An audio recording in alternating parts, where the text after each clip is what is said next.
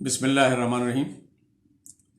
آج آپ کی توجہ ایک اہم اور سنجیدہ بات کی طرف مبذول کرانا چاہتا ہوں۔ جانے انجانے میں شعوری طور پر یا لاشعوری طور پر کچھ ایسے محاورے اور الفاظ ہماری عام بول چال میں شامل ہو گئے ہیں، اور اب تو کچھ لطیفے بھی بن گئے ہیں جن پہ اگر ذرا سا غور کیا جائے تو بڑا افسوس ہوتا ہے کہ ان کا محض مقصد یہ ہوتا ہے کہ اسلامی شاعر کا مذاق بنایا جائے، تمسخر اڑایا جائے، تضحیک کی جائے اور توہین کی جائے، اور مسجد و منبر سے تعلق رکھنے والے حضرات کو بھی نشانہ بنایا جائے۔ جیسے کہ ایک محاورہ ہے، ملا کی دوڑ مسجد تک۔ یہ محاورہ اس موقع پہ بولا جاتا ہے جب کسی کی محدود سرگرمیوں پہ تانا دیا جائے اس کو۔ اب آپ توجہ کریں تو اس میں ملائی کو کیوں نشانہ بنایا گیا ہے؟ محدود سرگرمیاں تو کسی اور کی بھی ہو سکتی۔ مثال کے طور پر یہ بھی کہا جا سکتا ہے کہ بابو کی دوڑ آفس تک، یا ایک دکاندار کی دوڑ دکان تک، یا ایک ڈاکٹر کی دوڑ کلینک تک۔ اور اگر فرض کو مان بھی لیا جائے کہ ملا کی دوڑ مسجد تک، اس کا مطلب ہے کہ اس کی سرگرمیاں بہت محدود ہیں، وہ بازار میں کم جاتا ہے، دوستوں میں کم ٹائم لگاتا ہے، رشتہ داروں میں کم جاتا ہے، تو وہ اس لیے کہ اس کو ایک خدشہ ہوتا ہے کہیں اذان کا ٹائم نہ گزر جائے اور کہیں نماز کا ٹائم نہیں گزر جائے۔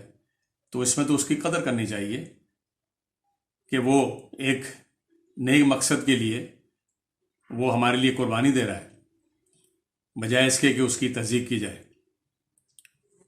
یہ بھی سچ ہے کہ کچھ لوگ اس پیشے سے وابستہ ہیں جو کالی بھیڑیں ہیں، اور جو یہ مذہبی جو فرائض انجام دینے والے لوگ ہیں ان کی بدنامی کا سبب بنتے ہیں، لیکن اس کا یہ مطلب نہیں کہ پورے طبقے کو ایک نشانہ بنایا جائے۔ ایک دوسرا محاورہ ہے کہ دو ملاؤں میں مرغی حرام۔ یہ محاورہ اس وقت بولا جاتا ہے جب ایک ہی پیشے کے دو ماہر ان میں اختلاف ہو جائے، اور اس چکر میں ان کے اختلاف کے چکر میں اصل مسئلہ رہ جائے اور خراب ہو جائے۔ تو اس طرح تو کسی اور شعبے بھی ہو سکتا ہے۔ مثال کے طور پر دو ڈاکٹروں کے بیچ میں مریض پریشان۔ اسی طریقے سے کچھ الفاظ بھی ہیں جو قابل اعتراض ہیں۔ مثال کے طور پر لفظ حضرت ہے۔ حضرت کا لفظ ہم استعمال کرتے ہیں ایک معزز شخص کے لیے، جیسے حضرت محمد صلی اللہ علیہ وسلم، حضرت عیسیٰ علیہ السلام، حضرت موسیٰ علیہ السلام۔ یہ بہت برگزیدہ ہستیاں ہیں جن کے لیے ہم حضرت کا استعمال کرتے ہیں، لیکن آج کل یہ استعمال ان معنوں میں بھی ہوتا ہے کہ ارے صاحب وہ تو بہت بڑے حضرت ہیں، یعنی کوئی چال باز اور چکر باز لوگ ہیں۔ اسی طریقے سے ایک لفظ اور ہے خلیفہ۔ خلیفہ کا لفظ جیسے کہ آپ کو معلوم ہے بہت معزز رتبے کے لیے بولا جاتا ہے، امیر المومنین جن کو کہا جاتا ہے۔ اگر اس لفظ کو ہم استعمال ان معنوں میں کریں کہ کوئی بدماش ہے، کوئی چور و چکا ہے، کوئی چال باز ہے، اور کہیں گے یہ تو بڑے خلیفہ ہے، تو اس سے بڑی بدقسمتی اور نالائقی کیا ہوگی۔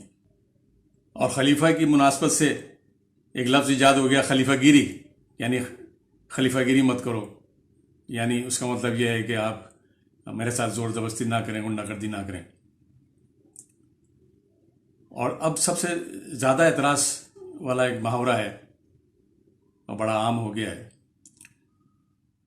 کہ نماز بخشوانے گئے تھے، روزے گلے پڑ گئے۔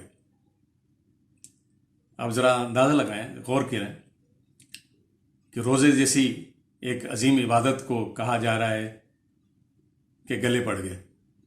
What you mean by گلے پڑ گئے؟ نماز بخشوانے گئے، یعنی ایک طرف تو آپ یہ کہہ رہے ہیں کہ نماز سے جان چھڑائی جائے، نماز بخشائیں، اور اوپر سے یہ کہہ رہے ہیں کہ روزے گلے پڑ گئے۔ ان جاہلوں کو تو یہ بھی نہیں معلوم کہ روزے جو ہے صرف ہماری امت پہ فرض نہیں کیے گئے، بلکہ ہم سے پہلی امتوں پہ بھی فرض تھے۔ یہ ایسی عظیم عبادت ہے کہ تمام امتوں پہ یہ فرض کیے گئے تھے۔ ارشاد باری تعالیٰ ہے، یا ایھا الذین آمنوا کتب علیکم الصیام کما کتب علی الذین من قبلکم لعلکم تتقون۔ ترجمہ، مومنو، تم پر روزے فرض کیے گئے ہیں جس طرح تم سے پہلے لوگوں پر فرض کیے گئے تھے تاکہ تم تقوی اختیار کرو۔ کتنا افسوس کی بات ہے کہ ہم ان عناصر کے اعلی کار بن رہے ہیں جو اسلام دشمن ہیں اور جو اسلام کے خلاف سازش کر رہے ہیں۔ ان کا محض یہ مقصد ہے، ان لادین عناصر کا محض یہ مقصد ہے کہ اسلامی شاعر کا مذاق اڑایا جائے، ان کی توہین و تحقیر کی جائے۔ اگر آپ میری بات سے متفق ہیں تو آج سے یہ عہد کریں کہ ہم خود بھی ان محاوروں کا الفاظ کو ان معنوں میں استعمال نہیں کریں گے اور اپنے دوست احباب کو بھی اس سے آگاہ کریں گے۔ شکریہ۔